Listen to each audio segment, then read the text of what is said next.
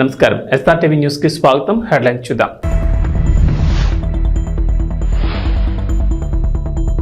AP ప్రభుత్వం కీలక నిర్ణయం. రాజ్యముద్రతో పట్టాదారు పాస్ పుస్తకాలు. సీఎం చంద్రబాబు నిర్ణయం.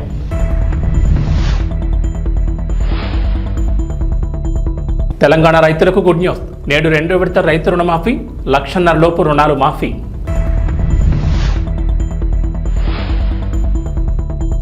తెలంగాణ అసెంబ్లీ సమావేశాల్లో కేసీఆర్ రికార్డ్ బ్రేక్ చేసిన సీఎం రేవంత్ రెడ్డి. దాదాపు 17 గంటల పాటు సభ.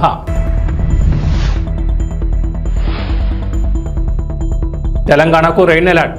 పలు జిల్లాల్లో వర్షాలు. ఎల్లో అలర్ట్ జారీ. ఆంధ్రప్రదేశ్లోని భూ యజమానులకు ఇచ్చే పట్టాదారు పాస్ పుస్తకాలు మారనున్నాయి. ఇకపై రాజముద్రతో పట్టాదారు పాస్ పుస్తకాలను పంపిణీ చేయాలని ఏపీ ప్రభుత్వం నిర్ణయించింది. సీఎం నారా చంద్రబాబు నాయుడు సోమవారం సచివాలయంలో రెవెన్యూ శాఖపై సమీక్ష సమావేశం నిర్వహించారు. ఈ సమీక్షలో పలు కీలక నిర్ణయాలు తీసుకున్నారు. రాష్ట్ర వ్యాప్తంగా త్వరలో రాజముద్రతో పట్టాదారు పాస్ పుస్తకాలు ఇవ్వాలని చంద్రబాబు నిర్ణయం తీసుకున్నారు.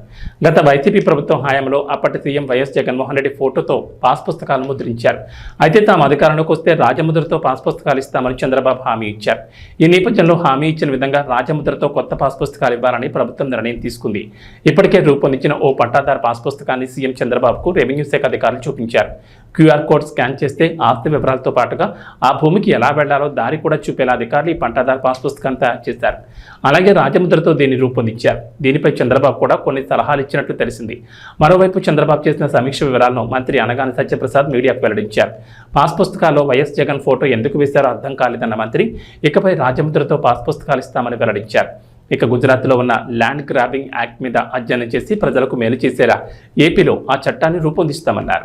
పేరుతో ఇతనికి ఉన్నటువంటి బొమ్మల పిచ్చితో స్టేట్ నుంచి కూడా ఏదైతే కేంద్రం ఇచ్చినటువంటి సపోర్టుని సర్వేకి వాడుతూ స్టేట్ నుంచి కూడా అతని బొమ్మల పిచ్చి కోసం ఈ సర్వే రాళ్ళని చెప్పేసి లేదా పాస్బుక్ల కోసం అని చెప్పేసి ప్రజాధనాన్ని వేస్ట్ చేశారు.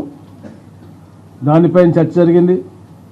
ఏదైతే సరిహద్దు రాళ్ళు అతని పేరు మీద చెక్కించుకున్నాడో దాటిని మళ్ళా గ్రామ అభివృద్ధి కోసం ఉపయోగించే విధంగా ఎట్లా చేస్తే బాగుంటుందో, అలాగే ఈ యొక్క సర్వే మూలంగా వచ్చినటువంటి ఉత్పన్నమైనటువంటి ఇబ్బందులన్నిటి కూడా మళ్ళా గ్రామ సభలు పెట్టి అవన్నీ కూడా రెక్టిఫై చేసిన తర్వాతే మిగతా దగ్గర సర్వేలో ముందుకెళ్లే విధంగా ఈరోజు సూచనలు ఇచ్చారు.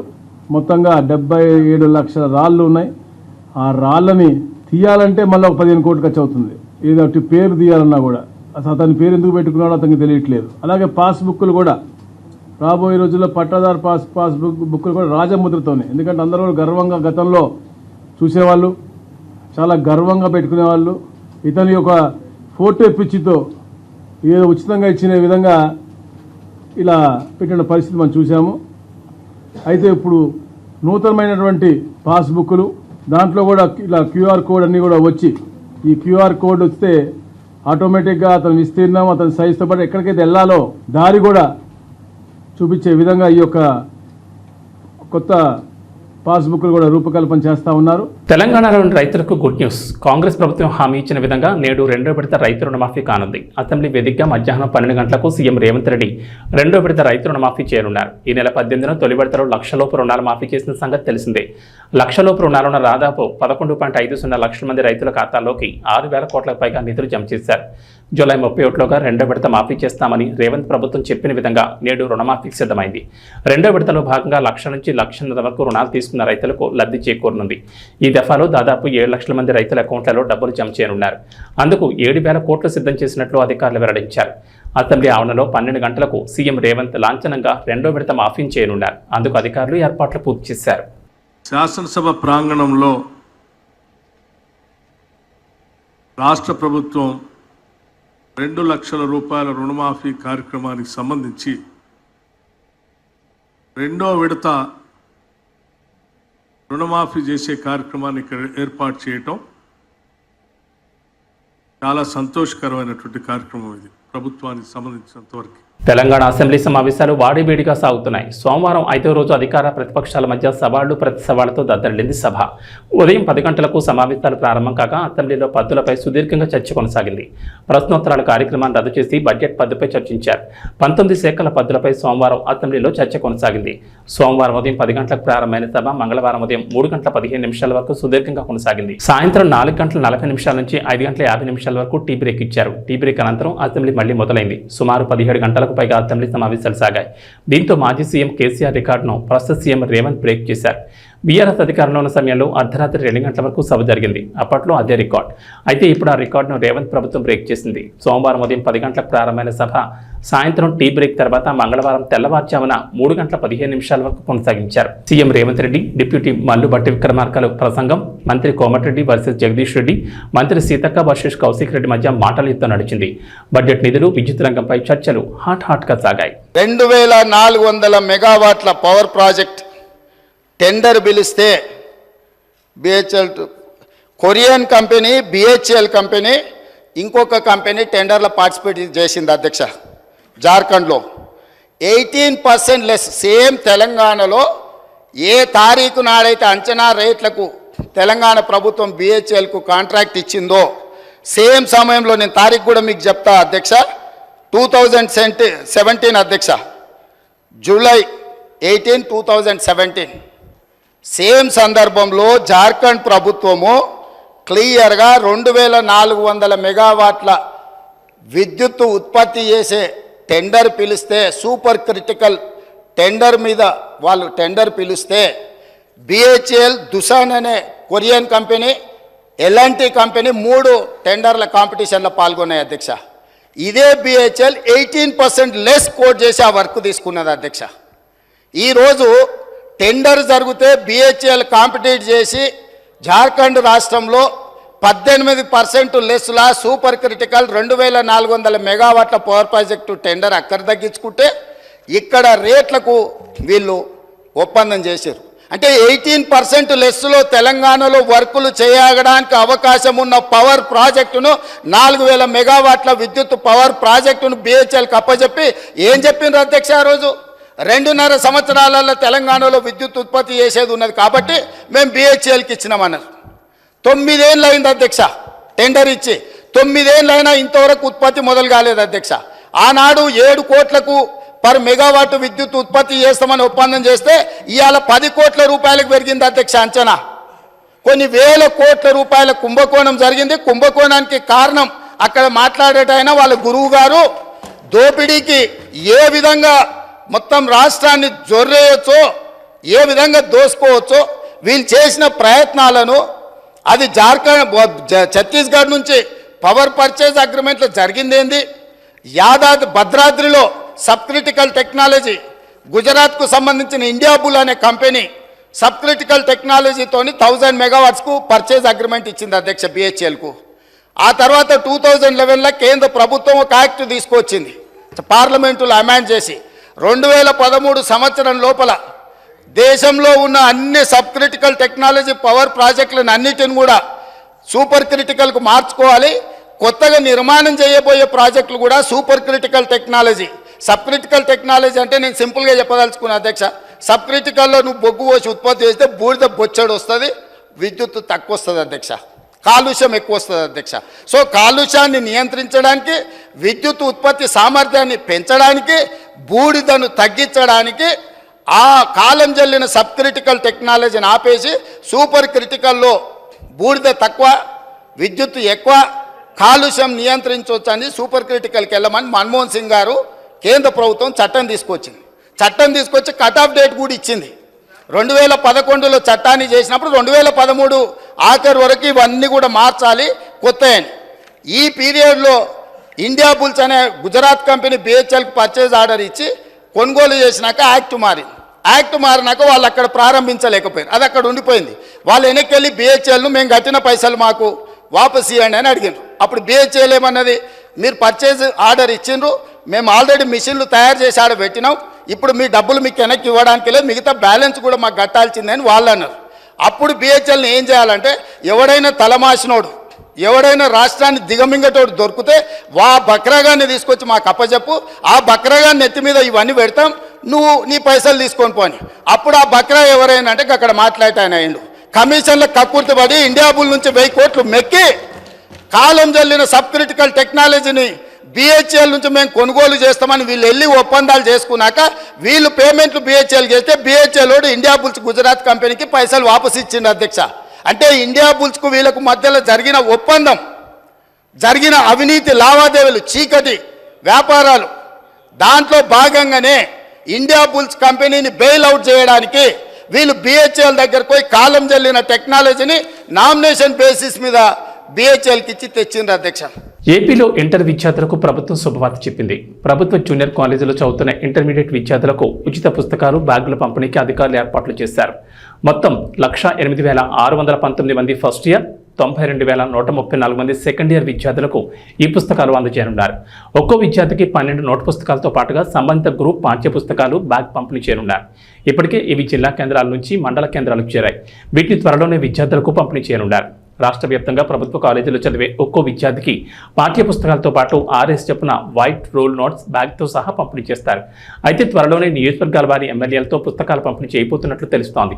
ఇంటర్మీడియట్ బుక్స్ బయట కొనుగోలు చేయాలంటే ఖర్చు అవుతోందని ప్రభుత్వ కాలేజీలో చదివే వారికి అది భారం అంటున్నారు. తమకు ఆర్థిక భారం లేకుండా ప్రభుత్వం ఉచితంగా పుస్తకాలు పంపిణీ చేస్తామని ప్రకటించడం సంతోషంగా ఉందంటున్నారు విద్యార్థులు. ప్రభుత్వ నిర్ణయంపై హర్షం వ్యక్తం చేశారు.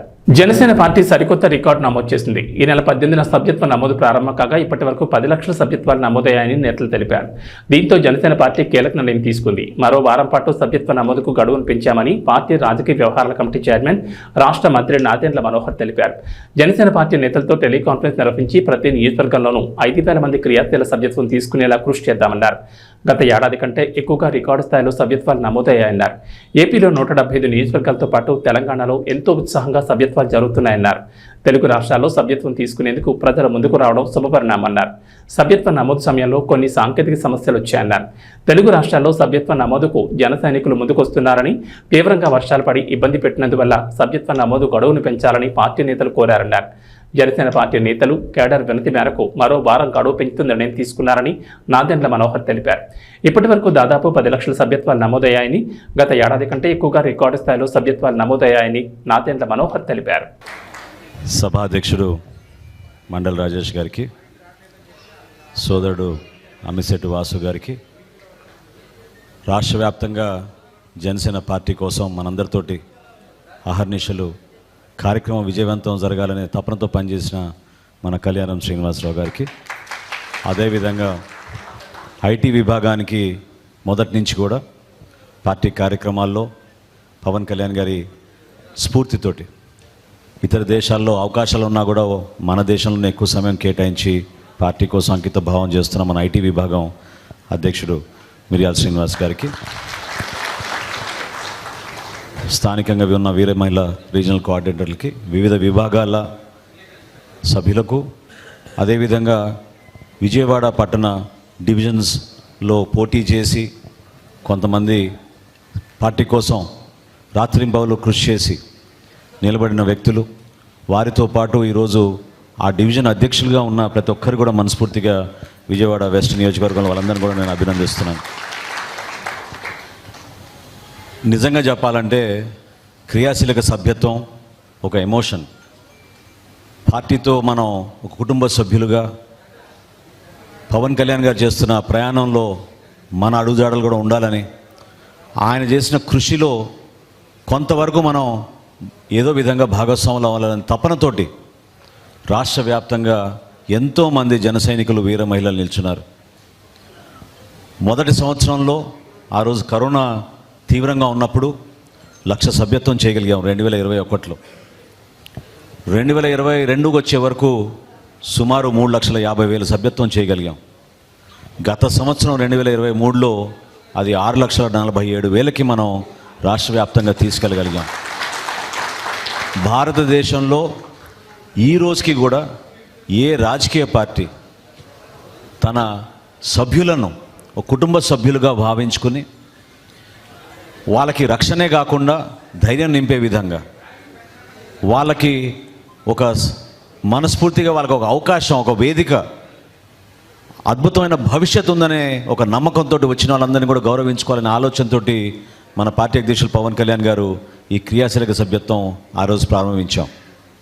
చాలా సందర్భాల్లో మనం చూసాం, ఎంతోమంది మన యువత పవన్ కళ్యాణ్ గారు వచ్చినప్పుడు ర్యాలీల్లో చిన్న చిన్న గాయాలు, ఆ బైక్ ర్యాలీస్లో, అదేవిధంగా ఎక్కువ శాతం మన పార్టీలో యువత కష్టపడి పనిచేస్తున్న వాళ్ళంతా కూడా ప్రతిరోజు చిన్న చిన్న పనులు చేసుకొని కుటుంబాలని నడుపుకొని వాళ్ళ చేతుల పైన ఎంతో నిలకడగా భవిష్యత్తు పైన ఎంతో ఆశ పెట్టుకొని నిజాయితీగా పనిచేయాలనే ఆలోచనతో నిలబడిన వ్యక్తులందరికీ కూడా వారి కుటుంబంలో ఒక ప్రమాదం జరిగితే మనం ఆదుకోవాలనే ఆలోచనతో ఈ కార్యక్రమం తీసుకొచ్చాం. 500 రూపాయలు కట్టి సభ్యత్వం తీసుకుంటున్నారంటే మీరు నిజంగా ఆశ్చర్యపోతారు. ఎటువంటి వ్యక్తులకి ఈ 3 సంవత్సరాల్లో దాదాపు మనం 20 కోట్ల రూపాయలు మనం ఇచ్చాం. 20 కోట్ల రూపాయల్లో ఎంతో బాధాకరమైన విషయం ఏంటంటే మనం ఒక 344 జన సైనికులు ప్రాణాలు కోల్పోయారు.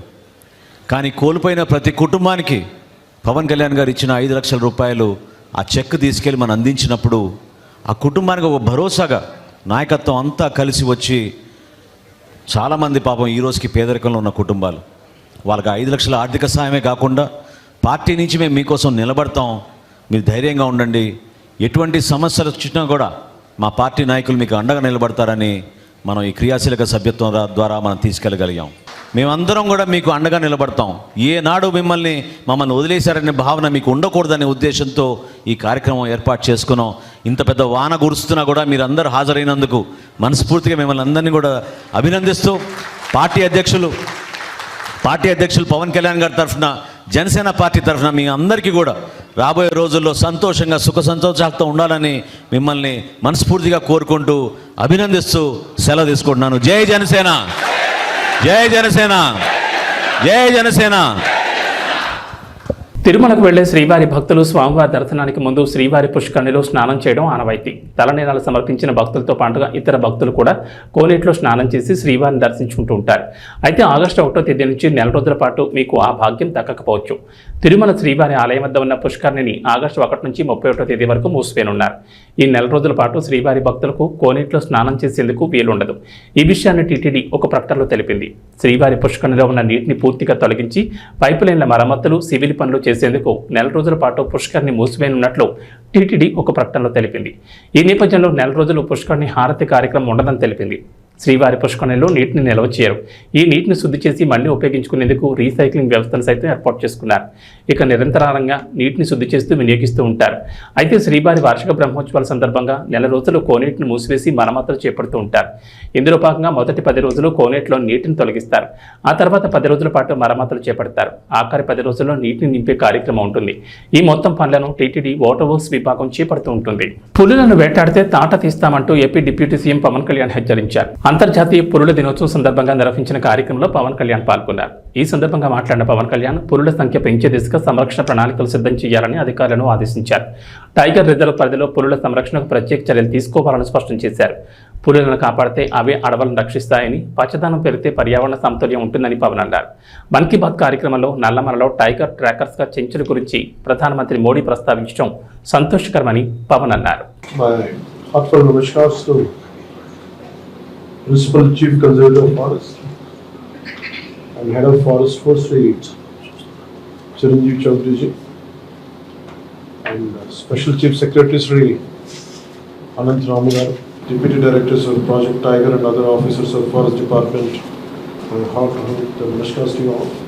My special namaskars to Dr. Mr. Imran Siddiqui from Hyderabad Tiger Conservation Society and to Sri B. Rajshekhar from World Wildlife Fund and Sri Rakesh Kalwa, wildlife biologist and rescue tiger. Wounded tiger చేస్తే దాన్ని నలిగిపోయి దాన్ని ఎన్స్నేడ్ దాన్ని మళ్ళీ తీసుకొచ్చి దానికి బాగు చేసి పంపిస్తే అది ఎంత గుండె కదిలించేసిందంటే మన విజువల్ చూస్తూ ఉంటే ఒక తెలియని ఒక గుండెల్లో ఒక ఉద్వేగపూరితంగా అనిపించింది చాలా. And really congratulate you all for having such great efforts తోటి, గ్రేట్ కమిట్మెంట్ తోటి మీరు చేస్తున్న దానికి మీకు 2 చేతులకు మీ అందరికీ థ్యాంక్ యూ. సో ఎనీథింగ్ నేను మీకు చేయగలిగి, అలాగే మీరు మేజర్లీ నాకు ఉన్నది just want to say add few points from department from my side. The development of we'll take this forward, make it as one single Nallamala Srisailam Tiger Reserve to Seshachalam corridor is crucial for dispersing the growing tiger population by connecting the Nallamala Hills and Seshachalam Hills. So together we can create a future where tigers roam freely in the wild and their roars echoing through forests for generations to come.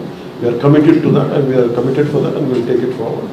And any kind of illegal killing and trade of tigers should be, we have to look for, most of the times in these cases, I think the right punishment is not being given, or lack of identification, something. We have to explore different kinds of methods. మళ్ళీ రిపీటెడ్గా చెప్తాను, మొన్న కూడా చెప్పాను, 3-4 days back కూడా చెప్పాను. సాధ్యమైనంత వరకు మనకి ఉద్యోగస్తుల భర్తీని ఎలా చేయాలో ఖచ్చితంగా will take it forward. And I request you reach out to my office and please priorities తీసుకొని చేస్తాను. సో నా దగ్గరికి వస్తున్నప్పుడు, నా దగ్గర టుడే ఎవరు, my entire wealth is my collection of books. So today morning I was thinking, I said, why should I go empty-handed? And at least Chiranjeev Chaudhary గారికి ఏదైనా ఇవ్వాలి అంటే చాలా నాకు ఇంత అనుకోలేదు. But I was searching for many books, but I could come out with only this particular book. I had just rest of the books were in Hyderabad. The Secret Network of Nature and Peter Wolben, one of the Forest Commission officer in Germany. So he wrote a trilogy, more books రాస్తున్నట్టు నాకు ఇది one of the book ఉండిపోయింది. So I want to gift it to Chiranjeev Chaudhary గారు. So I will end with this poem by ఇది చిన్నప్పుడు నాకు చాలా ఇష్టం. when I was growing up in Time Stops at Shamli and Night Train at Dioli. So one of our officers, IFS, Sri Shivaram garu, he gave me this poem today. You are the quiet men who do not boast, and this is in the context of to the Indian foresters, maybe IFS officials like you, and anyone who is making the forests of India thrive. You are the quiet men who do not boast, to the Indian foresters. You are the quiet men who do not boast, although you have done much more than most, to make this land a sea of green, from here to far Cape Comorin. Without some help to nature's thrust, our land would be a bowl of dust. For land which has no forest wealth must suffer in its natural health, as herbs and plants all need green cover before they help the sick recover. And we need trees to hold together, beasts and birds of every feather, and leaves so that the air stays sweet. All this and more is no mean feat. Dear foresters, you have not toiled for fame or favor. Yours has been a love of labor. Our thanks, instead of desert sand, you have given us this green and growing land. And thanks to Ruskin Bond. And my love for Ruskin Bond, about like he could see the erosion of land, killing of animals. I think that's what made him to do that. I think it's nice to remember him. And thank you, sir, for giving me this opportunity.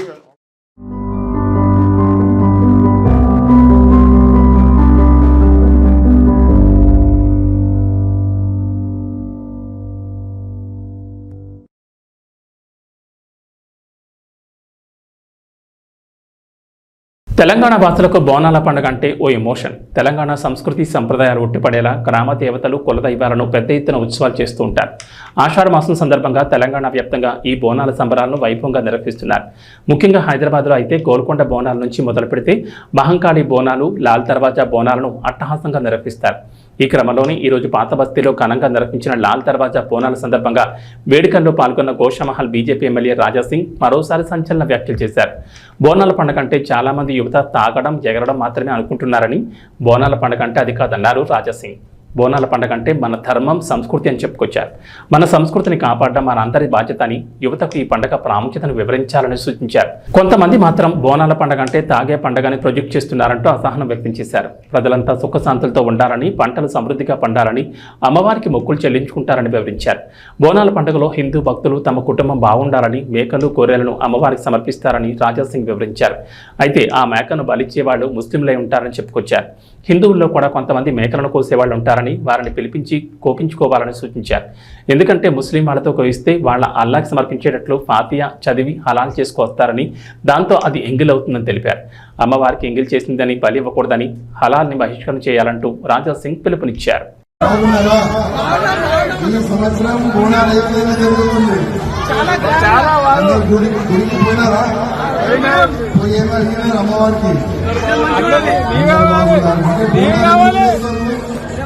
మనము బోనాలు ఎందుకు చేస్తాము, యువకులకి తెలియాలి. First చాలా మంది యువకులు ఏ విధంగా అనుకున్నారంటే బోనాలంటే తాగాలి, డ్యాన్స్ ఆడాలి. అది కాదండి. ఇది మన ధర్మం, ఇది మన సంస్కృతి. మన ధర్మాన్ని, మన సంస్కృతిని కాపాడే బాధ్యత మన అందరూ నిలుగుతారా లేదా? మనం ఎందుకు కదా మన సంస్కృతిని కాపాడే మన అందరినీ బాధ్యత. కానీ కొంతమంది మన ధర్మాన్ని, మన సంస్కృతిని, మన బోనాల పండుగకి తాగే పండుగ అని ఆ విధంగా ప్రజలు చేస్తున్నది కాదు. బోనాలంటే మనం అమ్మవారికి మొక్కుతాం, మనం పూజ చేస్తాం. పూజ ఎందుకు చేస్తామంటే ఈ సంవత్సరం వర్షం బాగా పడాలి, పొలాలు మంచిగా ఉండాలి, అదేవిధంగా ఇట్లాంటి కూడా రోగం రాకూడదు అని మనం అమ్మవారికి పూజ చేస్తాం. అదేవిధంగా బోనాల పండుగలోనే చాలా గుడి కాడ మనం మేకలు కూడా, గొర్రెలు కూడా కోస్తాం కదా. గొర్రెలు అంటే కదా, మనము గొర్రెలు కూడా కోస్తాం. కానీ దురదృష్టం ఏంటంటే చాలా వరకు కోయవాళ్ళు ఎవరుంటారు, చాలా మంది ముస్లిం వాళ్ళని పిలుస్తున్నారు కోయిని. అది చాలా తప్పు.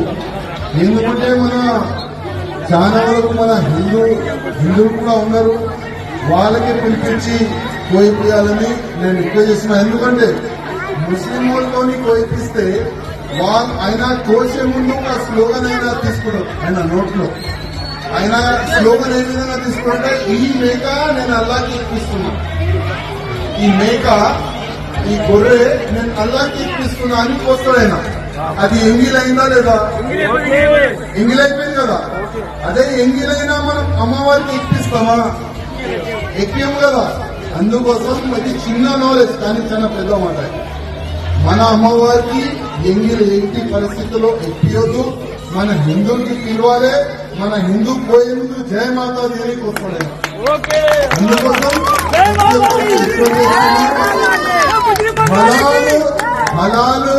హలాలుని మనము బ్యాన్ చేయాలి. మన హిందువులతోనే మనం పూజ గాని, ఈ మేకలు గాని, గొర్రెలు గాని వాళ్ళతోనే కోయిపియాలని నేను అందరికీ దండం పెట్టి రిక్వెస్ట్ చేస్తున్నాను. జయ మాతా. ప్రభాస్ ఈ పేరు వింటే పాన్ ఇండియా మొత్తానికి కళ్ల ముందు బాహుబలి, సాహో, కల్కి 2890 ADలో చూసిన ఓ పెద్ద యాక్షన్ హీరో గుర్తొస్తాడు. కానీ టాలీవుడ్ ఆడియన్స్ మాత్రం వీటితో పాటు డార్లింగ్, మిర్చి, మిస్టర్ పర్ఫెక్ట్లో చూసిన ఓ చిలిపి క్లాస్ వింటేజ్ హీరో గుర్తొస్తాడు. అలాంటి ప్రభాస్ను మళ్ళీ ఇక చూడలేమేమో అని భయపడిన ఫ్యాన్స్కి రాజాసాబ్ గ్లిమ్స్తో ఊపిరి పీల్చుకునేలా చేశాడు డైరెక్టర్ మారుతి. ఏ ముహూర్తాన ప్రభాస్ బాహుబలి సినిమాకు ఓకే చెప్పాడో కానీ అప్పటి నుంచి కత్తులు, కటార్లు, తుపాకీలు, బాంబులు తప్ప డార్లింగ్ చేతిలో మరొకటి కనిపించలేదు. ఇది ఎంతోమంది ప్రభాస్ ఫ్యాన్స్ మనసులో ఉండిపోయిన మాట. పాన్ ఇండియా సినిమాలు కదా, ఆ మాత్రం యాక్షన్ లేకపోతే ఎట్టా అనుకుని ప్రభాస్ ఫ్యాన్స్ అంతా వీటికి అలవాటు పడిపోయారు. ఇక సలార్ చిత్రంలో ప్రభాస్ తలాలు నరుకుతుంటే కాలర్ ఎగరేసి తిరిగారు అభిమానులు. కానీ ఎక్కడో మనసులో చిన్న వెలుతుండిపోయింది. తమ అభిమాన్ హీరో ప్రభాస్ను మళ్ళీ డార్లింగ్ లుక్లో చూడలేమేమో అంటూ ఫ్యాన్స్ చాలా బెంగ పెట్టుకున్నారు. దీన్ని కల్కి 2898 ADలో కొంతవరకు తీర్చాడు డైరెక్టర్ నాగాశ్విన్. పేరుకి ఫుల్ ఆన్ యాక్షన్ సినిమా అయినప్పటికీ ఇందులో ప్రభాస్ క్యారెక్టర్ మాత్రం చాలా లైట్ హార్టెడ్గా ఉంటుంది. దీంతో చాలా రోజుల తర్వాత ప్రభాస్ క్యారెక్టర్ నవ్వులు పంచడం చూశారు అభిమానులు. ఇక తెలంగాణలో వర్షాలు వేయడం లేదు. గత 10 రోజులుగా రాష్ట్రంలో వర్షాలు కురుస్తూనే ఉన్నాయి. జూలై 3వ వారంలో వర్షాలు ప్రకటించగా వరుసగా 5 రోజుల పాటు ముసురు కమ్ముకుంది. ఆ తర్వాత కూడా భారీ వర్షాలు కురిశాయి. దీంతో రాష్ట్రంలోని వాగులు వంకలు పొంగి పొర్లుతున్నాయి. చెరువులు జలాశయాలు నిండుకుండల్లా మారాయి. ప్రాజెక్టులు జలకళను సంతరించుకున్నాయి. ఈ నేపథ్యంలో రాష్ట్రానికి హైదరాబాద్ వాతావరణ కేంద్ర అధికారులు మరోసారి వర్షం హెచ్చరికలు జారీ చేశారు. ఇవాళ కొన్ని జిల్లాల్లో తేలికపాటి నుంచి మోస్తరు వర్షాలు కురుస్తాయని అధికారులు వెల్లడించారు. రుతుపవనాల ప్రభావంతో పలు జిల్లాల్లో వర్షాలకు ఛాన్స్ ఉందన్నారు. ప్రధానంగా ఆదిలాబాద్, నిర్మల్, ఆసిఫాబాద్, నిజామాబాద్, కామారెడ్డి, సిరిసిల్ల, కరీంనగర్, మహబూబాబాద్, భూపాలపల్లి జిల్లాలో భారీ వర్షాలకు ఛాన్స్ ఉందన్నారు. ఈ మేరకు ఆయా జిల్లాలకు ఎల్లో అలర్ట్ జారీ చేశారు. దక్షిణ తెలంగాణ జిల్లాలైన నల్గొండ, సూర్యాపేట, యాదాద్రి, వికారాబాద్, రంగారెడ్డి, నారాయణపేట్, మెదక్, సంగారెడ్డి, మహబూబ్నగర్, నాగర్ కర్నూలు జిల్లాల్లో ఓ మోస్తరు వర్షాలు కురుస్తాయని వాతావరణ శాఖ అధికారులు చెప్పారు. ఇవి బులెటిన్ విశేషం. నమస్కారం.